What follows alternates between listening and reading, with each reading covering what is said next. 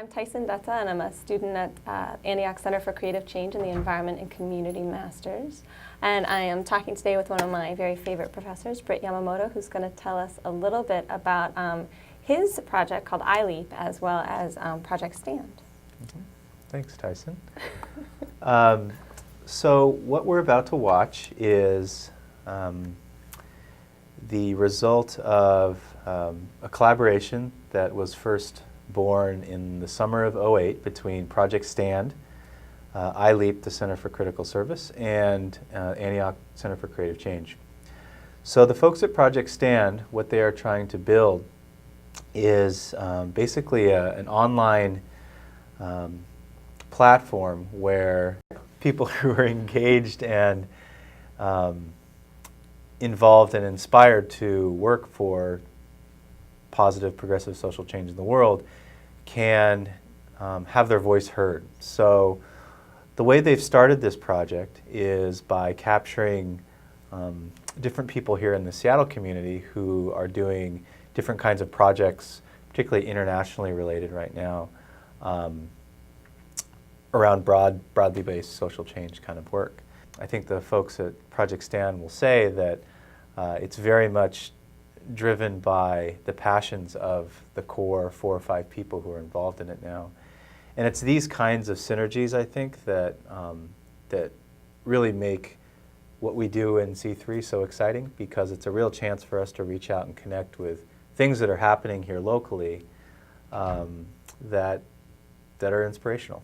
I saw the footage, and you had some of the fellows that were actually here on that video. Did you want to talk a little bit about what that was like, having them here? Yeah. So they did a really great job. Josiah Bell, who is the editor and who works with Project Stand, produced the film, I guess.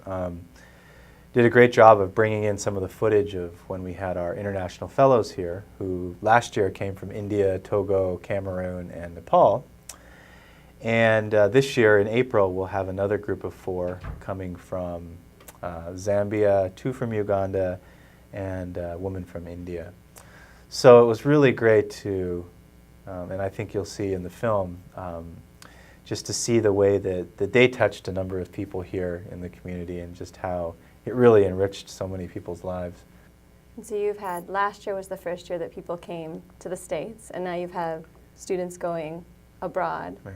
And so what is the vision if you were to project your ideal dream in the future? How does iLeap look in 10 years? How many students are actually crossing paths? So with our fellowship program, the one that brings folks here, we really frame it as this is the beginning of a lifetime collaboration. So when the fellows graduate, when they finish our 10-week program, they truly go through a commencement in regard that they become our faculty.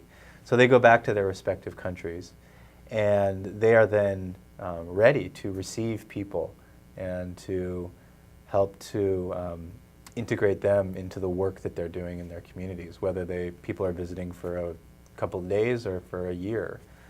And one of my visions is that we have, every year as we have more fellows who go through this program, we then amplify our faculty every year.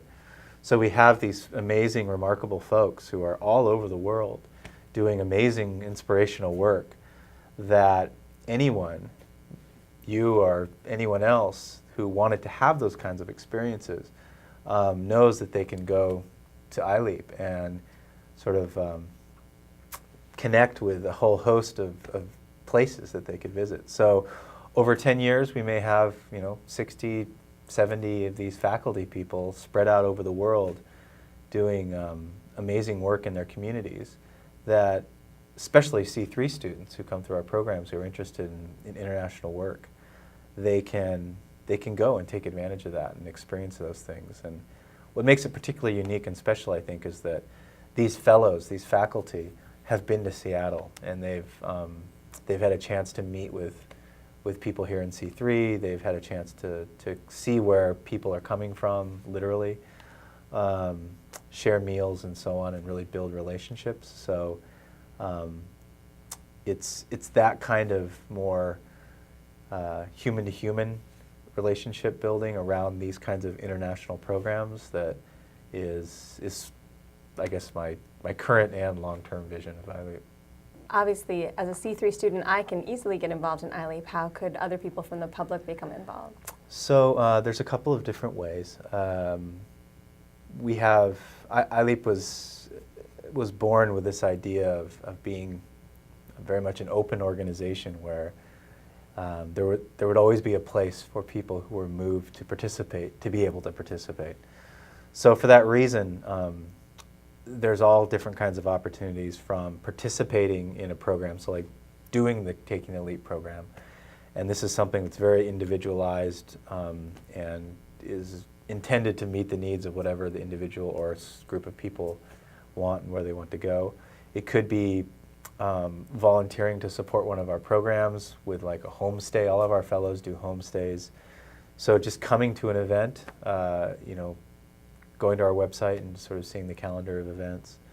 Of course, coming in to C3 and being a student in C3 may be the most rich and elongated way of participating because of so much of the curriculum and the overlap that happens in both the organizations and the programs. It sounds like what you're doing with iLeap really fits into the larger focus of Antioch Center for Creative Change. Did you want to talk a little bit about that program as well?